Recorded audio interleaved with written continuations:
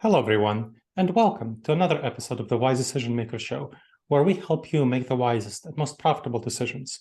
My name is Dr. Gleb Tsipursky. I'm the CEO of Disaster Avoidance Experts, the future of work consultancy that sponsors the Wise Decision Maker Show.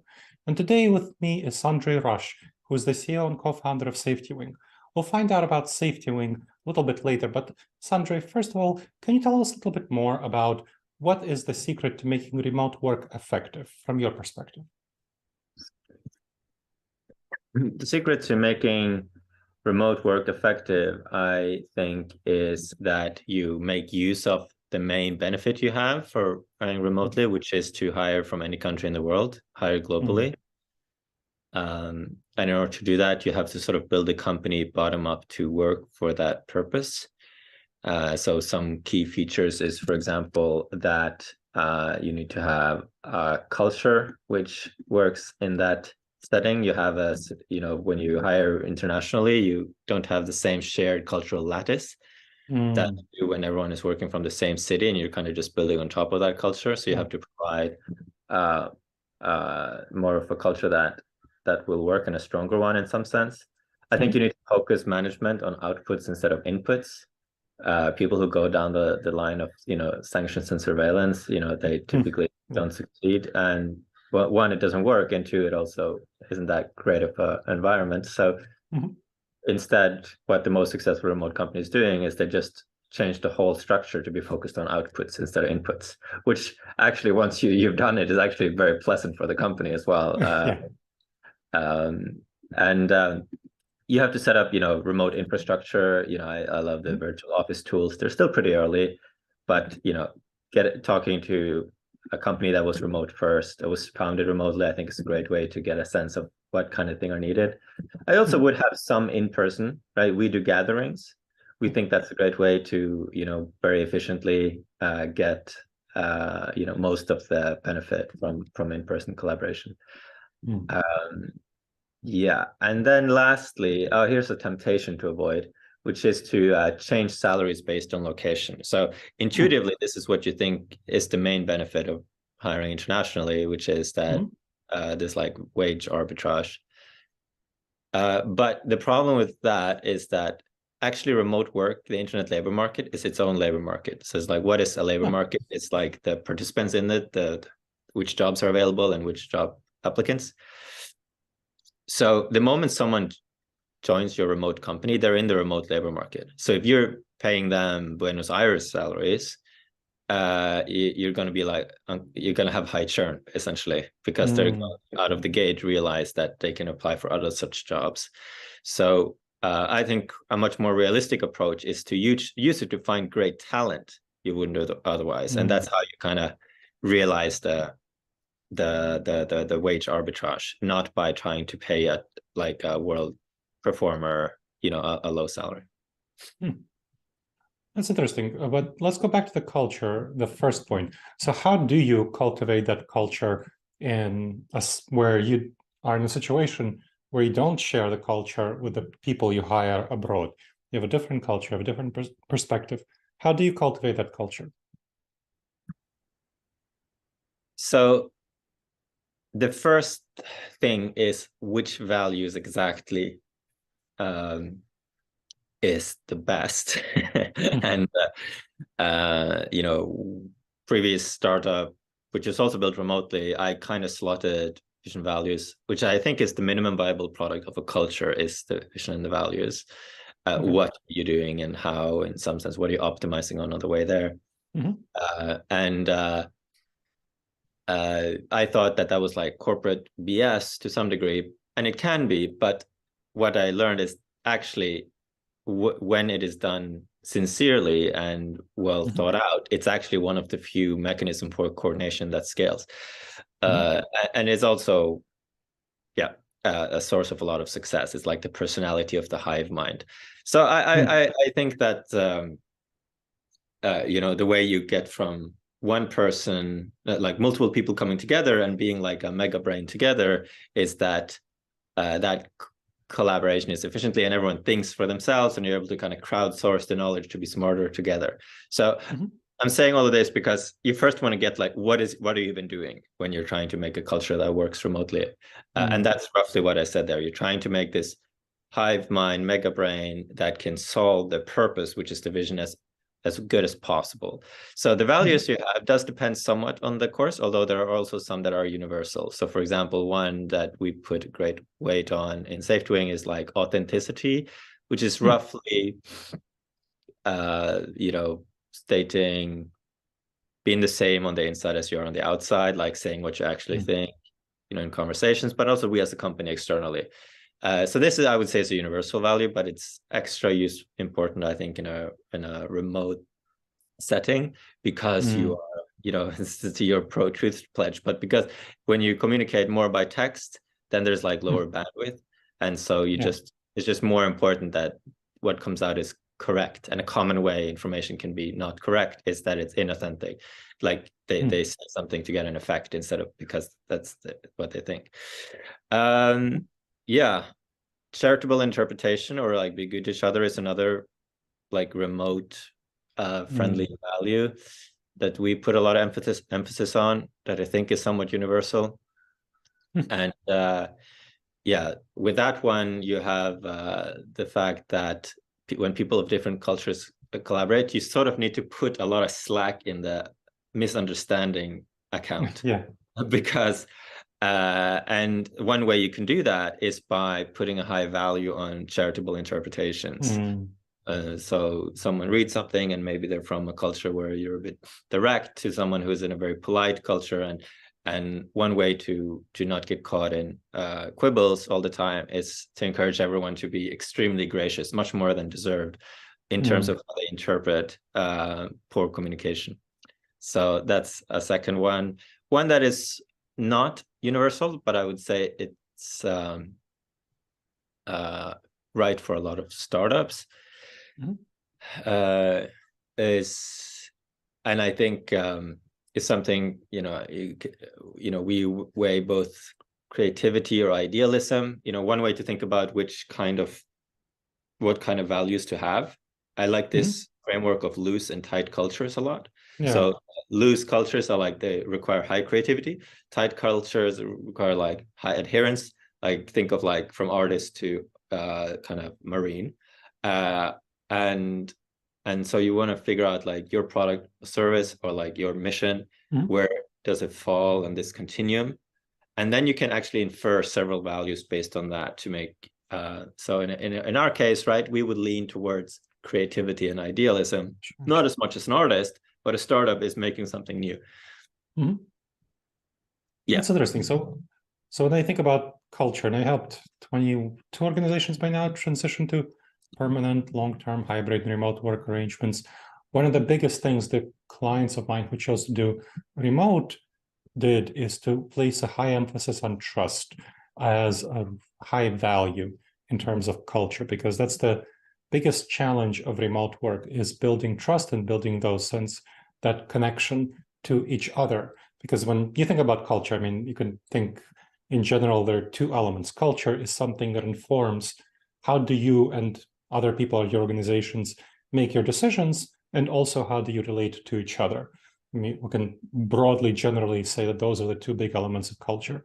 And trust has to do with that second element, how you relate to each other. I'm curious what you found in terms of the concept of trust. So far I don't buy trust as a value, but I think I might be wrong on this. But my hunch on it is that it's an output, and it doesn't work to optimize for it. But I'm not exactly sure. But the reasoning that is taken there, like why did we put that in, is essentially that. So we do put high value on the things that I do produce trust, right? Which includes, for example, being good to each other and authenticity, saying what you think. These kinds of things produce trust, and taking people seriously, right? So if you think about, there are only two things happening. It's like one person is talking and one person is listening. And it's like, if the person is talking is doing their best and the person listening is actually listening, and is well-meaning, and it's what the person thinks, I think trust will arise over time. So you can, I do know that many traditions try to kind of go straight for the trust as a sort of like as a commitment in some sense. But to me, it seems to me that seems like a bit of, that's a lot to ask. Fair enough. Well, also your focus on outcomes is something that builds trust. I'm curious what you've done to focus your culture, your activities, your work on outcomes rather than inputs.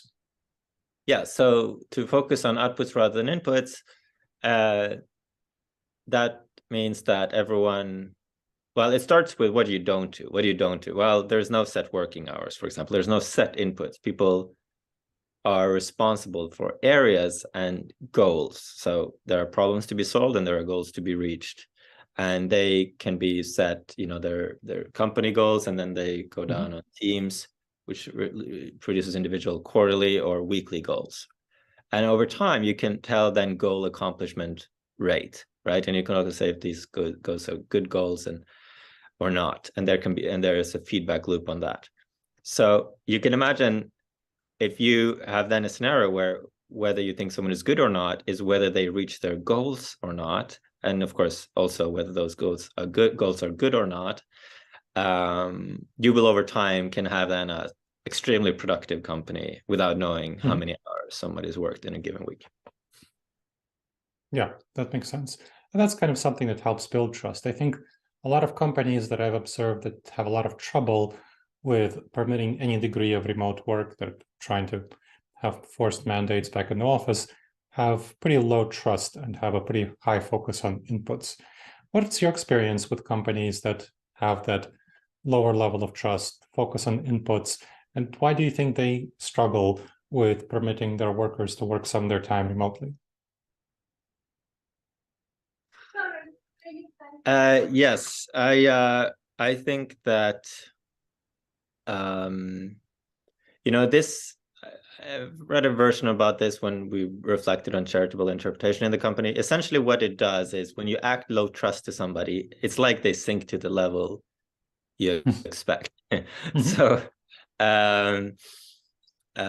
because people want to maintain their identity and reputation, so if you treat people as if they're trustworthy, you will encourage the ones that are to live up to that, and also some in the middle to live up to that. If you treat people as if they're not, a large portion will simply sink to that because there's nothing to lose. There's no reputational or like identity payment to be made for just being like, well, if that's what you expect of me, then I guess that is who I'll be in relationship to you.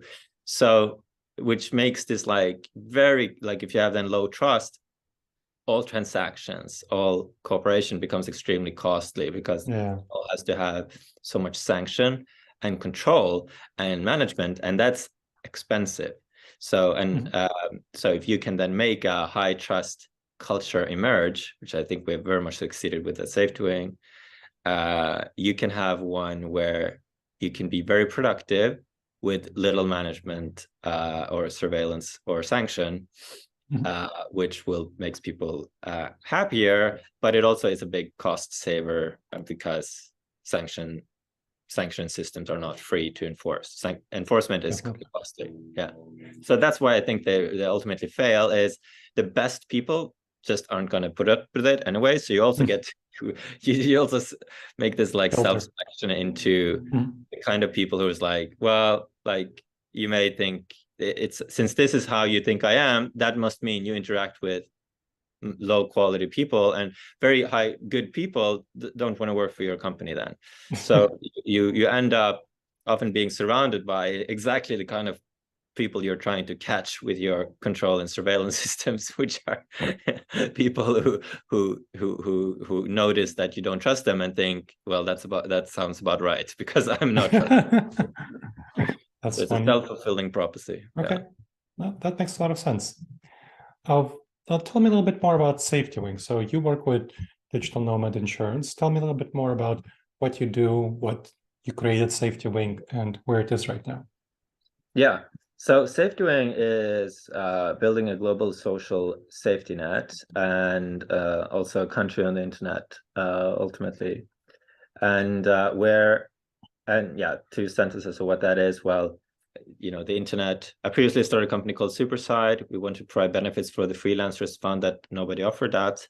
And so we thought, oh, this is a gap. The internet economy essentially dissolves the boundaries in the world in a sense, and for the labor market, and a lot of infrastructure has to be rebuilt, including some big pieces like social safety net.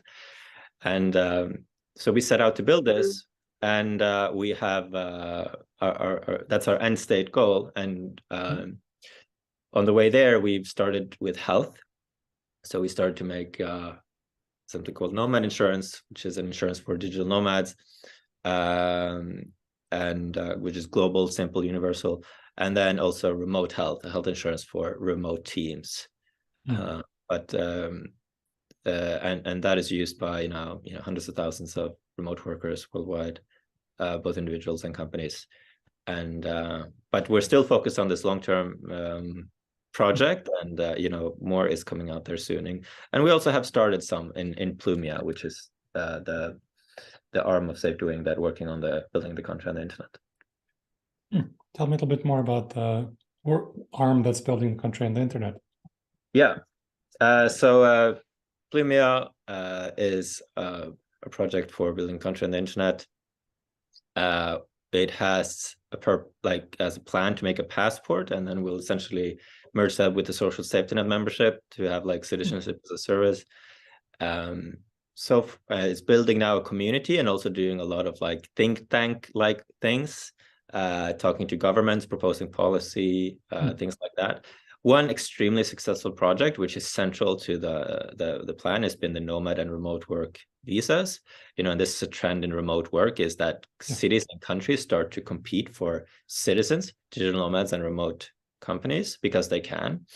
And it's also something we want to see occur, because we think if cities and countries have a positive sum competition here where they're trying to succeed in this new opportunity, that will be a much more pleasant transition than if they're fighting it and trying to prevent it from happening. So the nomad and remote work visas was an idea we sort of floated before COVID. And on a conference called Web Summit, this person from Barbados heard about it, proposed that when COVID happened there. And it's now been implemented by, I think, 60 countries. We spoke about this last spring. And our hope is to build on that with something called Nomad Border Pass, where you essentially can apply one place to get visa to a whole bunch of countries, kind of like Schengen. So yeah, that's one successful project so far with Plumia. Excellent. Well, thank you for sharing your wisdom. Are there any last words with which you want to leave our listeners? I would say that if you're not yet a remote worker, just understand that you're already the internet labor market is already global, and that you can apply to a job there and possibly get one that is more exciting and better paid than what you have locally, unless you live in the Bay Area. And that if you are a company, to just understand that being able to succeed with a remote team is probably over a few decades not going to be a negotiable. The difference between a company being built in a small town versus New York City is a difference in how good population you recruit people from. But the difference between New York City and the remote internet labor market is as big as from a town with 1,000 people to New York City and up to the internet. So that kind of implies to you that the companies who are building remotely and hiring globally will be the ones that succeed in the end, given how big of an input factor that is in hiring, in the quality of your team. Yeah, that makes a lot of sense. Thank you for sharing your wisdom, and thank you to the listeners for checking out another episode of the Wise Decision Maker Show. Please make sure to subscribe to the show wherever you check this out, and make sure to leave a review, which is very helpful for other people to discover the show and helpful for us to improve the show. I look forward to seeing you in the next episode of the Wise Decision Maker Show. In the meantime, the wisest and most profitable decisions to you, my friends.